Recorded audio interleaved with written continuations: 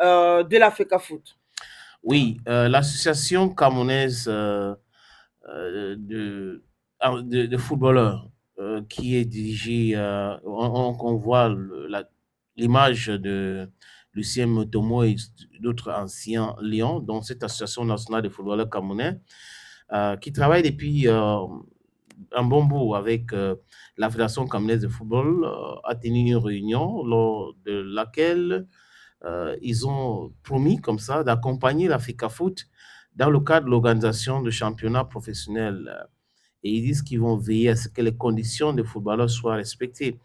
Vous savez que l'autre jour, c'est le SINAFOC, le syndicat national de footballeurs du Cameroun, qui avait fait une sortie à travers le responsable de la communication, Etiga, pour dire que la Fédération camerounaise de football devait respecter ils ont fait un circulaire, de quoi il y a de cela quelques mois, et selon lui, selon ce responsable de la communication du SINAFOC, que dirige, je crois, le SINAFOC est dirigé par Jeremy Sorel Njitap, que l'Africa Foot devrait tout faire pour empêcher les clubs qui ne respectent pas les règles, qui doivent de l'argent aux joueurs ou aux encadreurs, de ne pas prendre part au championnat MTN Elite One et MTN Elite 2, y compris même Guinness Super League.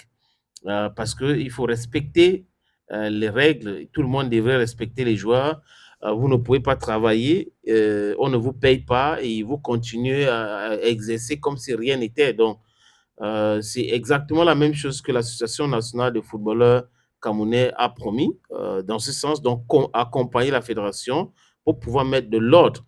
Parce que vous savez, il y a certains présidents de clubs qui respectent rien, mais ils sont les premiers à voir les blogueurs blagueurs pour raconter des mensonges à longueur de journée. Certaines sont là uniquement pour la subvention, certaines sont là aussi pour des raisons économiques. Je ne vais pas dévoiler ici l'histoire des conteneurs et autres.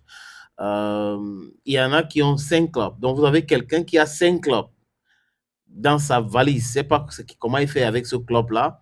Et quand on parle de l'Assemblée générale, ça commence à être compliqué. Donc, euh, pour les analystes de football, les vrais, pensent que ce sont ceux-là qui enveniment la situation, qui créent des polémiques inutiles avec la fédération, qui ne veulent pas que les choses changent, parce que si les choses changent, ils vont perdre leurs privilèges. Genre la subvention qu'on leur donne et on demande les comptes. Avant, ça ne se passait pas comme ça. Pourquoi aujourd'hui, vous nous donnez de l'argent, vous nous demandez les comptes, comme si ce n'est pas normal. Et si on ne paye pas les joueurs, ce n'est pas votre problème. On n'a pas l'argent pour payer, c'est du bénévolat. Non, le football, c'est du business. Si vous n'avez pas assez de moyens pour investir dans le football, vous laissez aux gens qui ont les moyens pour investir dans le football, c'est tout. Ce n'est pas du bénévolat.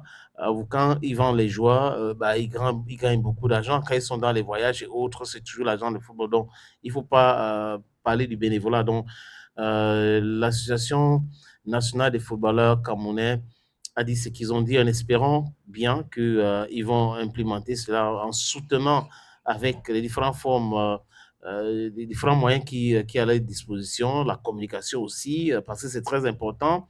Dites ce que vous avez fait, vous allez faire, dites les choses qui ne marchent pas. Comme ça, certaines personnes qui ne sont pas promptes à, regarder, à respecter les règles dictées par eux tous seront mis devant des faits accomplis. Donc, je pense que c'est une très bonne chose. Lucien Metomo et ses autres anciens collègues, anciens footballeurs et footballeurs, devraient faire cela pour aider des jeunes à vivre de leur art. Parce que ils jouent le football, ils doivent vivre quand même du football.